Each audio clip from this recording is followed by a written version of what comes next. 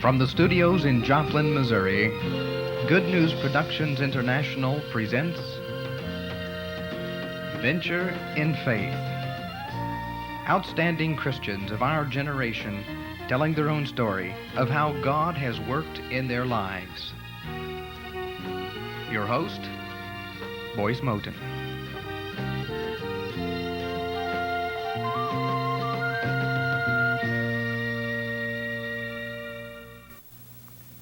Our venture in faith today involves the life and ministry of W. Carl Ketcherside. Carl Ketcherside is today 73 years of age and has been preaching the gospel since he was 12 years old.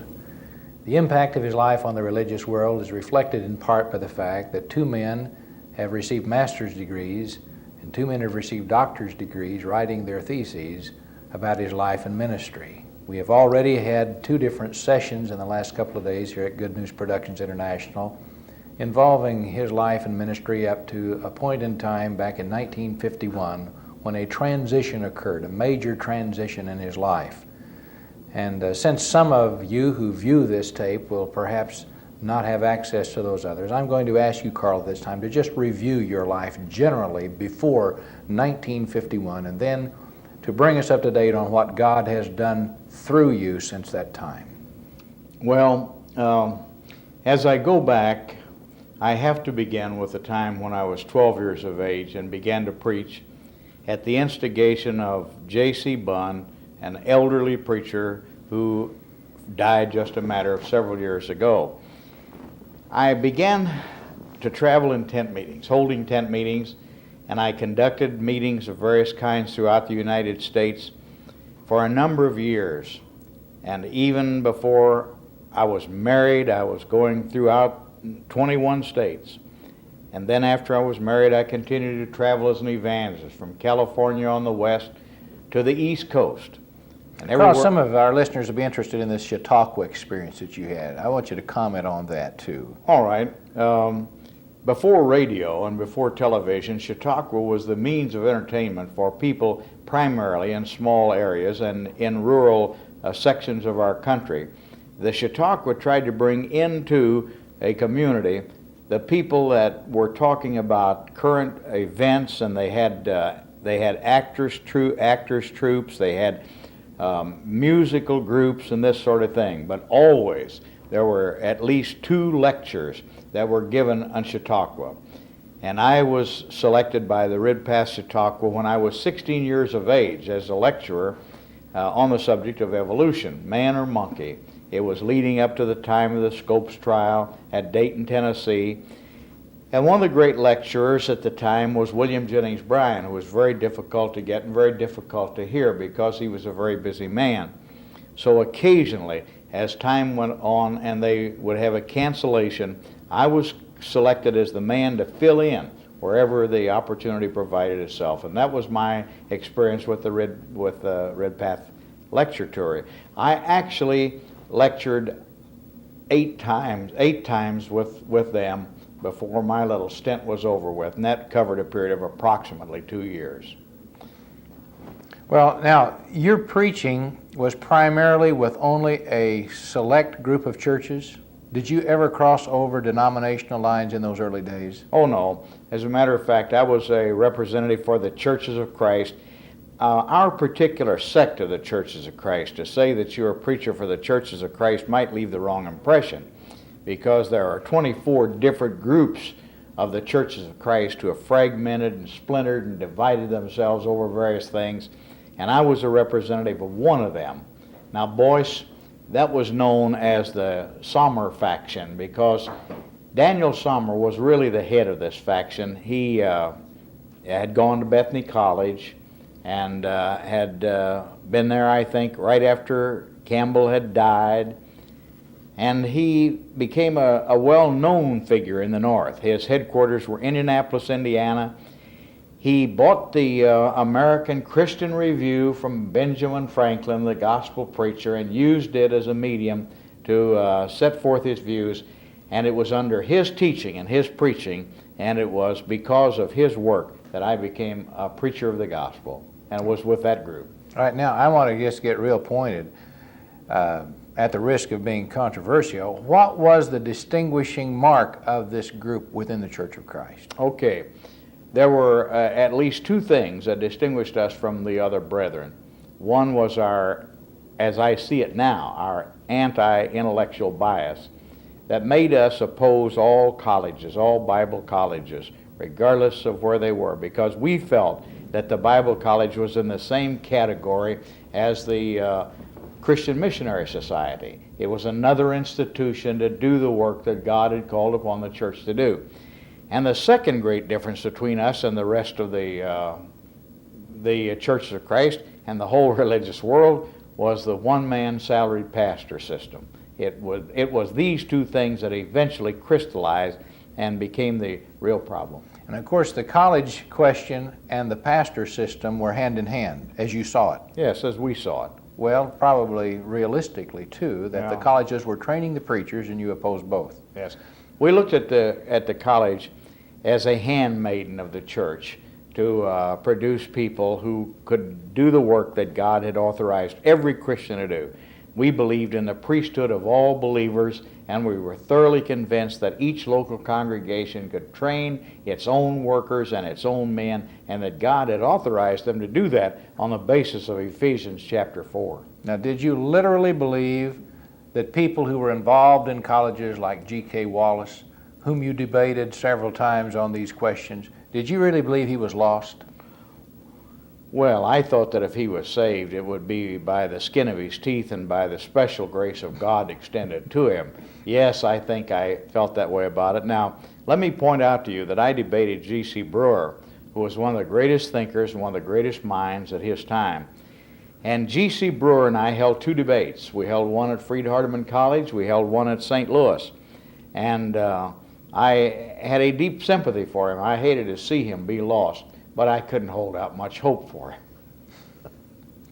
Well, I think this will give our viewers some kind of a flavor for where you were in the religious world. You were a far-out individual, not to be confused with the rank and file in the Protestant world. No, that's exactly right. As a matter of fact, we made the boast, and I think the Churches of Christ still make the boast, that it was a church that was composed of neither Jew nor Protestant, and certainly not Catholic.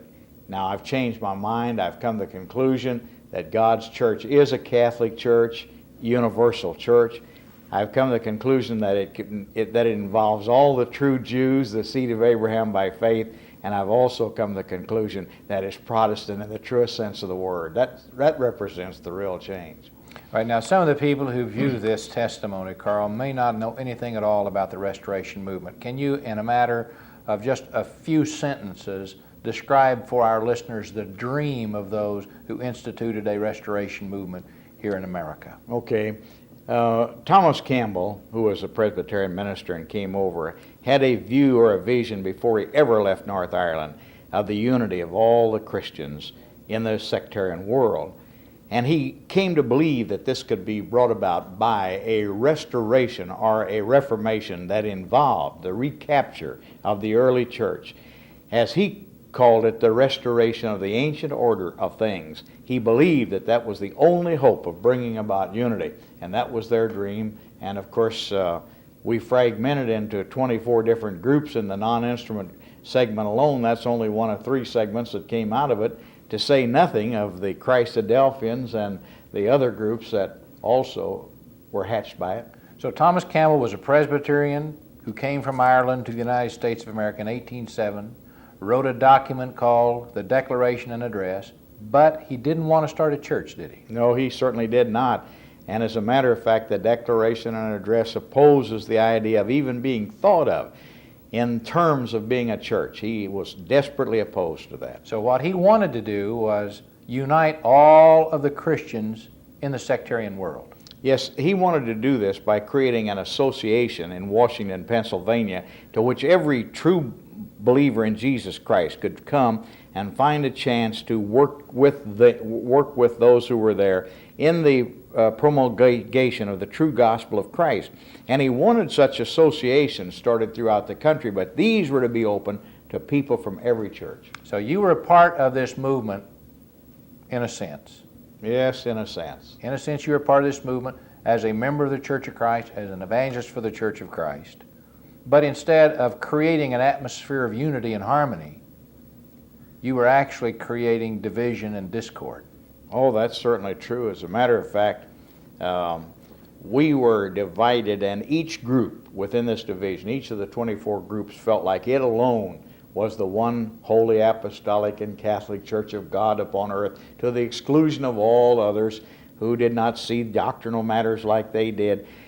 And really, faith went for very little with us, faith in Jesus Christ, because you could be a deep believer in Christ, but if, in some instances, if you had Sunday schools, or if you used multiple cups in passing the Lord's Supper, why your faith counted for nothing. All right, now, what happened to you, Carl, that turned you around? Well, I went to North Ireland the second time in 1951, and during the time I was there, I preached in the villages and caught the trains on Saturday mornings and went up to places that were built around the town pump, where the women would come to draw water for the day's needs, and the men would gather and sit around and join the Spit and Argue Club. And I would go up and preach the word to these people. I expected to convert them to my ideas and to the particular party that I was with. That's what I was over there for. But I found out that it was very difficult to do this with people in Ireland, because they tended to think for themselves. And this made it almost impossible to work there. It was then I was invited by the Presbyterians to come down to Ahori, where Thomas Campbell had been minister prior to the time that he came to the United States.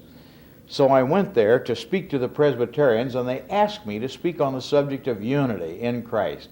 They looked at Mr. Campbell as an apostle of unity. So I went there and I spoke to them that day, and that evening going back on the bus, there was a tremendous blizzard came up from the North Sea. The bus had a difficult time finding its way back. Carl, I got to interrupt you and just go back to this thing. It's the same church building where Thomas Campbell preached way back in the late 1700s and the early 1800s? Oh yes, the same church building. As a matter of fact, the churchyard has in it, right by the door, of course you know their graveyards there, and the churchyard has in it a stone over the grave of the man who preceded Mr. Campbell, and then the one who succeeded him is on the other side of the walk, and these gravestones are there with the abilities and the powers of these men all described on them. Sure, it's the same church building. Okay, now, you were preaching in a Presbyterian church to individuals whom you basically felt were lost. Oh, certainly so. And what did you preach on? Well, I used as my text Ephesians chapter 4, and I pointed out to them that there was one Lord, one faith, and one baptism. Came down a little heavy on baptism because that was our special thing for the religious world. And I showed them that God had set in the church apostles and prophets and evangelists and teaching pastors with a view to developing the church, and I lambasted their clergy in a nice way, of course, as I had learned to do by that time, but that's what I preached on. Well, was the message well received? Well, it was amazingly well received. As a matter of fact, I was invited by the clerk of the synod to go home with him and to record a message to be played at the Belfast Synodical meeting, the very meeting that Mr. Campbell used to go to when he was having his difficulty with the anti-burger group of the Cedar branch of the Presbyterian Church and the synod that he attended and spoke to, and I made a recording for them. Okay, you must pardon my interruption. Now go on with the thread of the narrative. Okay. When we got back that evening in the middle of this snowstorm, I went for tea to the home of one of the brethren, Charles Hindren, and then I had to leave there, and it was about 9 o'clock, and I had to work my way back to Cave Hill area where I was staying. And it was necessary to follow the lamps, the street lamps that a lamplighter had lighted. They used gas lamps yet in those days. And I could see the glow of this lamp through the snow, and I worked my way from lamp to lamp until I got up to the place where I turned up to where I stayed. It was about 2 miles. And when I got there, I found myself filled with all kinds of inner thoughts and with all kinds of trepidations, and actually a real sense, Boyce, of the fact that I had been striving or thinking that I was bringing about the unity of God's people, and actually what I was doing was dividing them all my life. That vision came to me as clearly as anything I've ever seen. And so I tossed and tumbled. I didn't sleep a wink that night, got up the next morning, went down. We had one little chunk of coal that somebody had brought to be used by us because I froze to death in North Ireland that winter. And I sat there and began to read the book of Revelation. And when I read the 3rd chapter of Revelation and the church at Laodicea, where God said, because you think you're rich and increased with goods and have need of nothing, and knowest not that thou art poor and wretched, miserable and blind and naked, then I counsel you to buy of me gold tried in the fire, that you may be rich. Anoint your eyes with eye salve, that you may see. Put on white raiment, that you may be clothed, and the shame of your nakedness do not appear. I could see myself as clearly as I can see myself this afternoon. And what I saw was not very pleasant to look at. I could see myself bragging and boasting and blustering about our righteousness and our approach to God and this sort of thing, and I didn't realize how really naked and blind and how unseeing I was. So then I read the next verse, in which Jesus says, Behold, I stand at the door and knock. If any man open unto me, I will come in unto him and will sup with him and he with me. And I realized all of a sudden I had never done that in my life. All my life I'd been getting people to come to Christ, and 3,600 of them I had baptized during the first part of my career. But never one time did I ever ask them to open their hearts and let Jesus Christ come into their lives. I'd been trying to get them into Christ, really into the Church of Christ. But at that time, I recognized that I myself had never invited Jesus to come in and possess my life and take it over. So I got on the double-decker bus that went downtown, rode down past Donegal Square and up Old Shankle Road to the little ghetto church building where I was preaching at night and conducting children's meetings and young people's meetings and that sort of thing. It was desperately cold because there's no central heating in North Ireland, wasn't at that time. And I went in and sat down and I shivered and the breath went up like a fog, and I sat there for an hour and wrestled with myself, wrestled with my inner consciousness, and finally at the end of that time, I got down on my knees and I said, God, listen, Jesus promised that if I would open up my heart, He would come in, and I would suddenly feel that He was a part of me and I was a part of Him, even to the extent that He said, I will sup with you and you with me. And God, I'm at the end of my road. I'm asking Him to come in and do what He said. And strangely enough, there was no question about it. He did just exactly what He said He would do. Did you see a vision or hear a voice or speak in tongues or anything of this nature? Oh, heavens, no. I'm not a part of the so-called modern charismatic movement. I say so-called because I believe that there's never been a time when God does not deal with His people through the gifts that He's given, sometime given one way and sometime another. And I really don't believe there is any such thing as a charismatic movement, because I don't believe there's such a thing as a non-charismatic movement ever in God's church. So I didn't have any flashes running through my head and running out my toes, and I didn't have any kind of special feeling, and I didn't have any inclination to speak in tongues. Jesus Christ just came in and did what He said He would. He took up His abode in me and changed me. All right. Now, Carl, you had just been in a church building where Thomas Campbell had preached several generations before, and if I remember, one time you said that the Bible that Thomas Campbell read from was on the pulpit when you stood up to speak. Is that correct? Oh, that's right. The old family Bible was still there. The very Bible that he used in his expositions when he was a Presbyterian minister was still there. Right. Now, as I see you, years later, you have been an apostle of peace and an apostle of unity.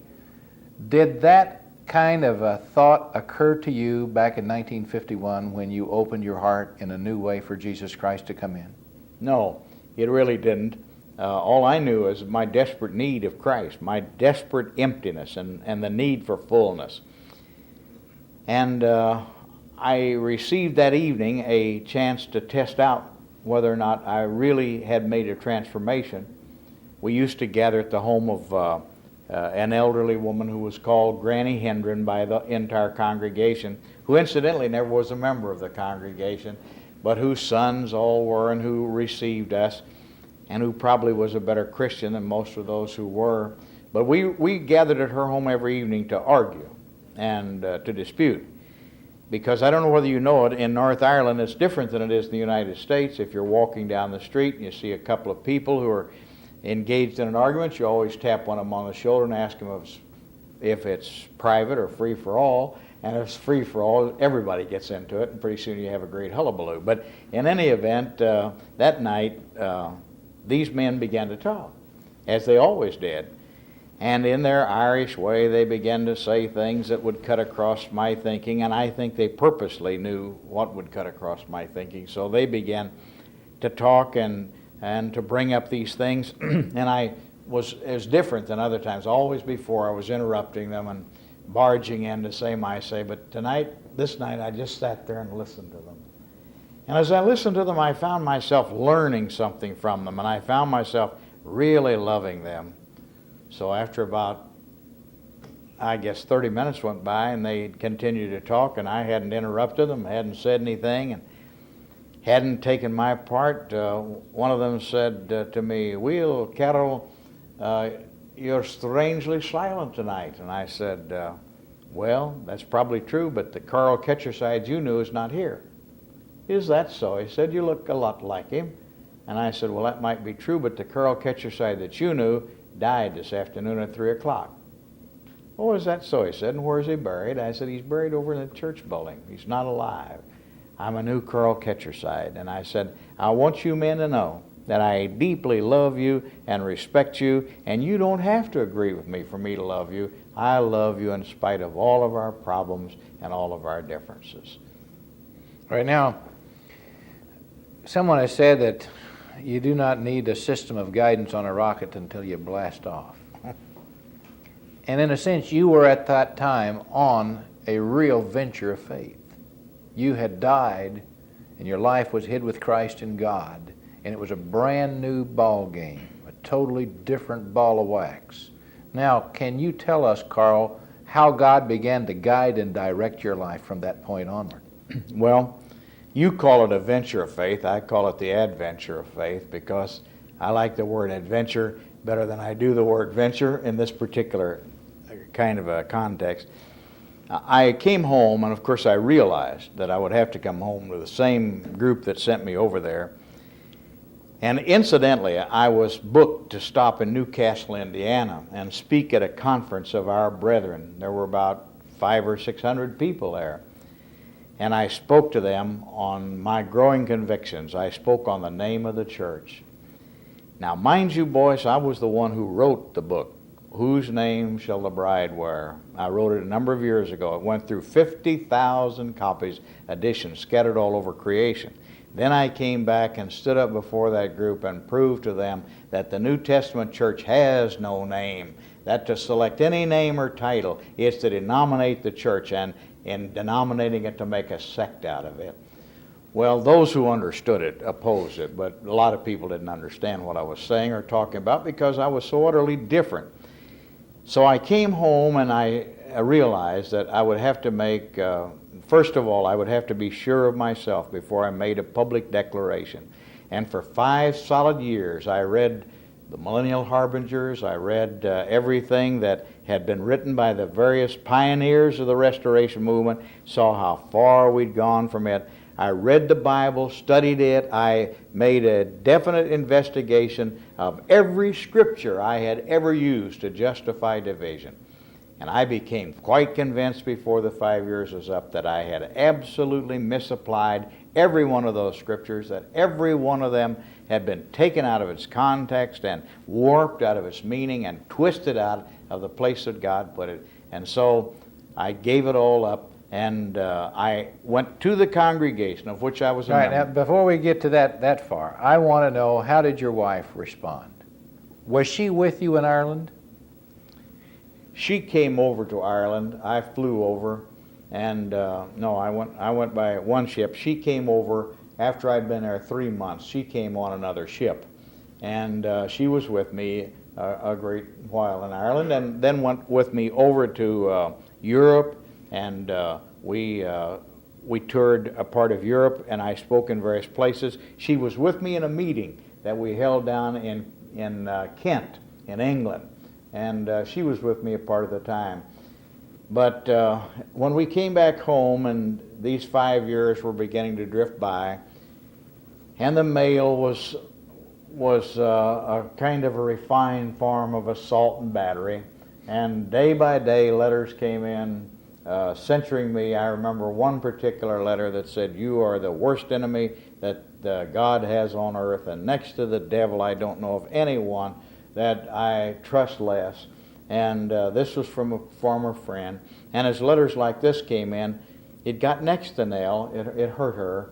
And if I can say this personally, one day she was ironing my shirts and standing there, and I saw the tears streaming down from her eyes and falling from a rivulet off of her chin.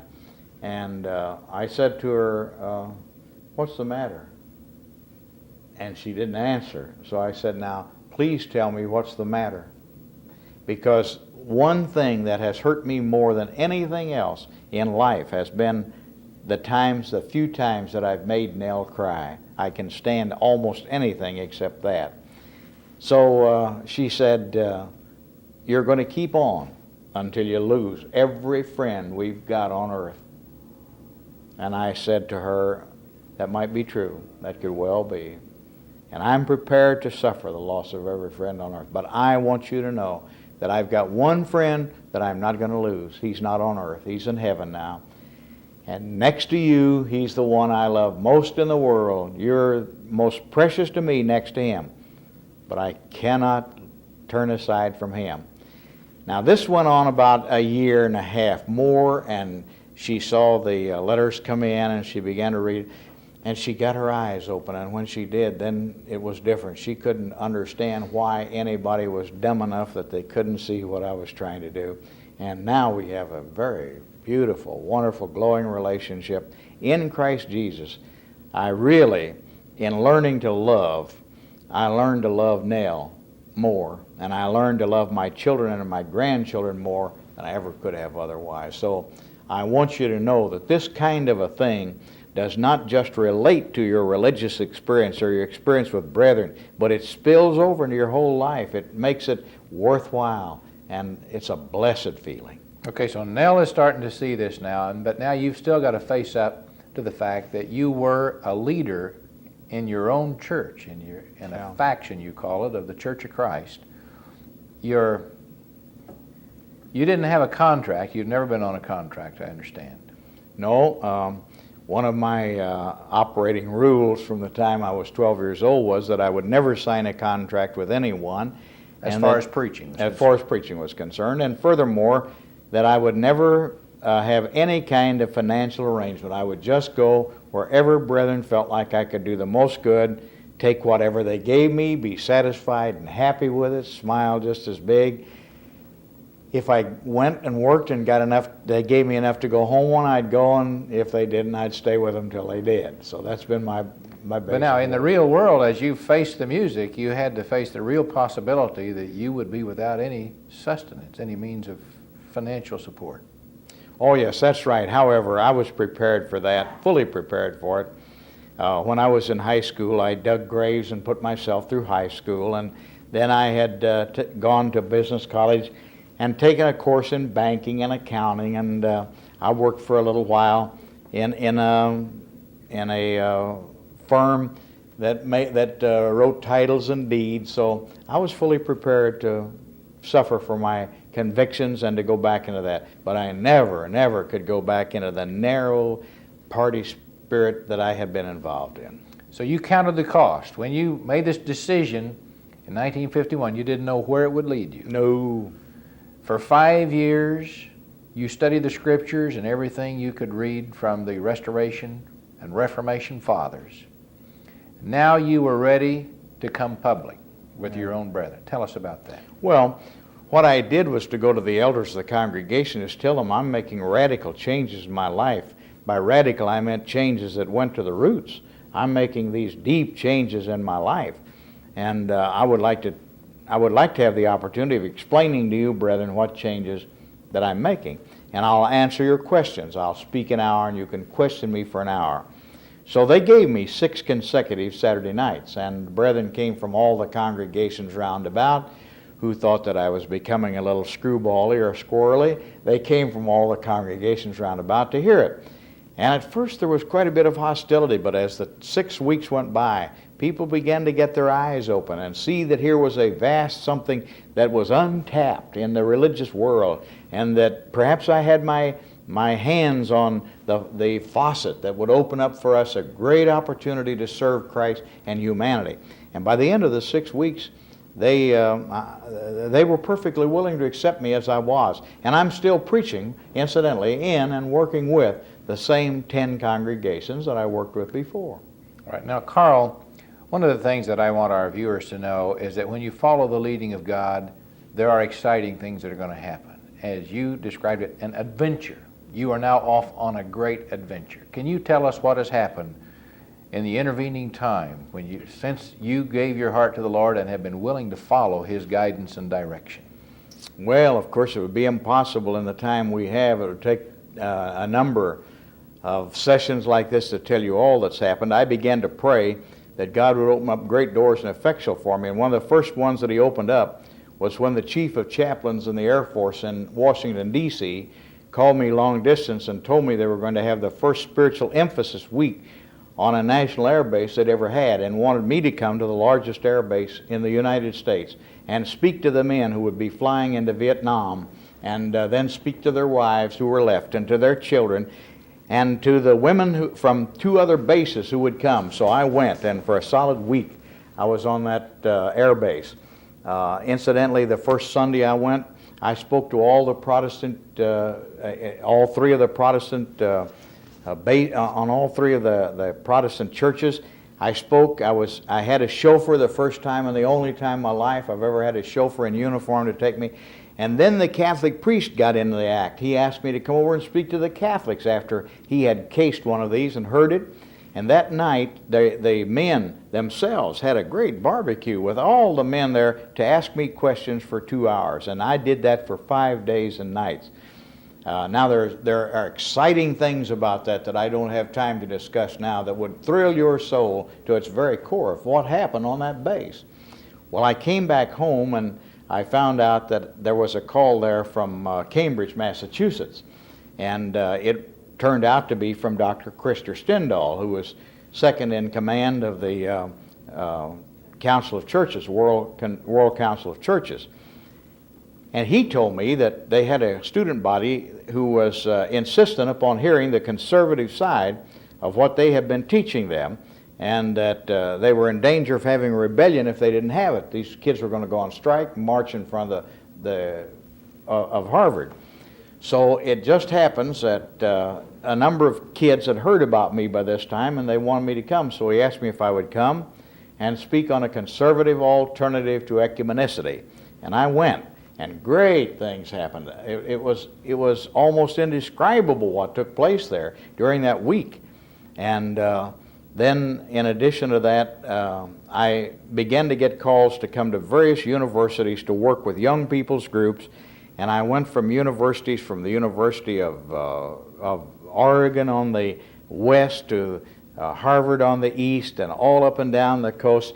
And during the 60s, during the counter-rebellion, and the problems that came about as the young people were marching for various causes, I visited 310 universities and spoke to the kids and answered their questions. Can you conceive of this ever happening with the old Carl Ketcherside? Oh, my goodness gracious alive. Of course I can't conceive of it happening. As a matter of fact, there was no way it could happen. No possible way it could happen. If they had been big enough to invite you, I'd have been too little to go. You'd have been too little to go. Yes.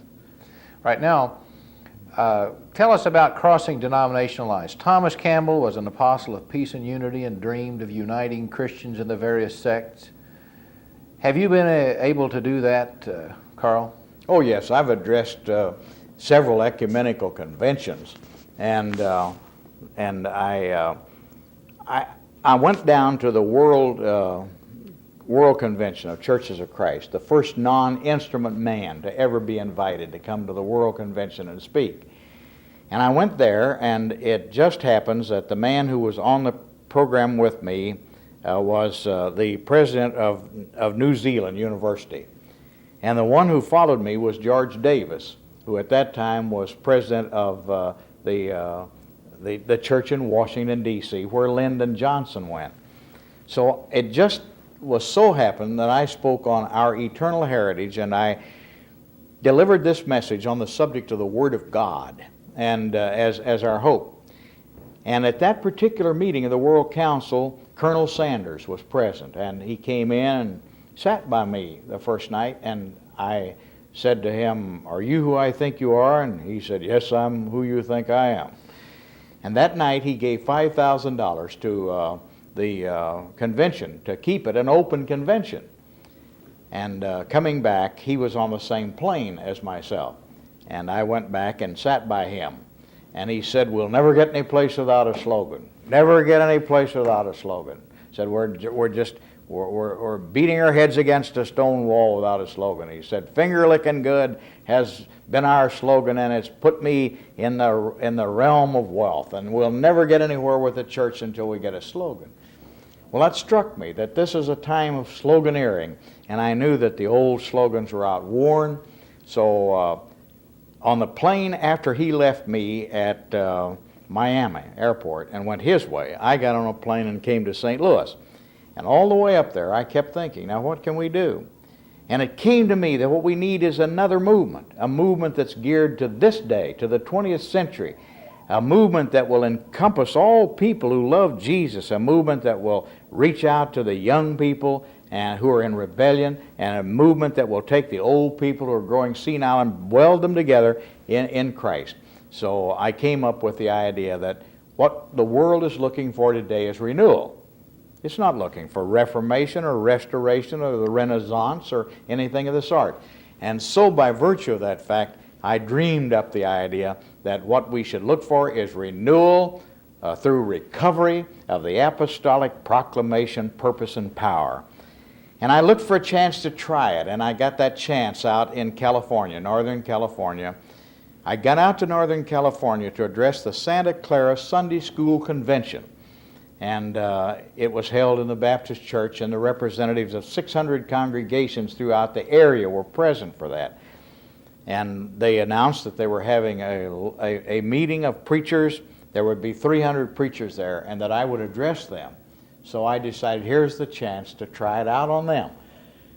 Well, the Salvation Army man presided. The man in the Salvation Army was in charge of the meeting, but there were Methodists and Baptists and Presbyterians, and I zeroed in on them with this message: renewal through recapture of the apostolic proclamation, purpose, and power. And I defined what I meant by proclamation and by purpose and by power. When I got through, it was like a riot. These people stood up and clapped, and one prominent Baptist minister said to me, "Sir, where can I find that in print?" I said, "It's not in print." He said, where is it? I said, it was just here today. This is the first time I've ever said it, the only time I've ever proclaimed it. You're the first people to hear it. And he said, that is the most amazing thing I have ever heard. So I've had some contact with people across lines. Carl, we're out of time. What I'm going to ask you to do right now is to look into this camera over here and eyeball to eyeball talk to somebody right now who may be on the verge of a great adventure.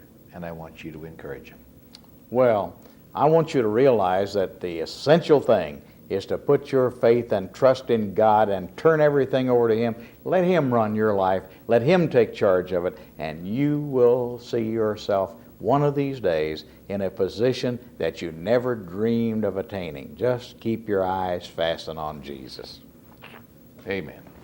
And thank you.